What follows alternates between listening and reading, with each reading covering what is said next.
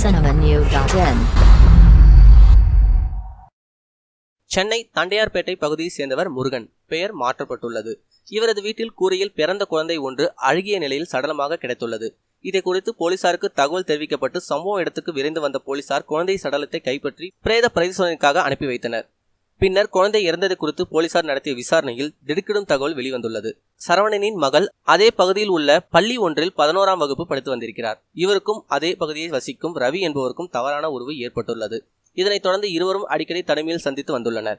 அதன் மூலம் மாணவி கர்ப்பம் அடைந்ததாக கூறப்படுகிறது. இதையடுத்து மாணவிக்கு கடந்த 28ஆம் தேதி ஆண் குழந்தை பிறந்ததாகவும் அந்த குழந்தையை மாணவி தனது வீட்டின் கூரையில் தூக்கி வீசி கொன்றதாகவும் கூறப்படுகிறது. இந்த சம்பவம் அப்பகுதியில் பரபரப்பை ஏற்படுத்தியுள்ளது. மேலும் இதுபோல செய்திகளுக்கு லைக் மற்றும் சப்ஸ்கிரைப் செய்யவும்.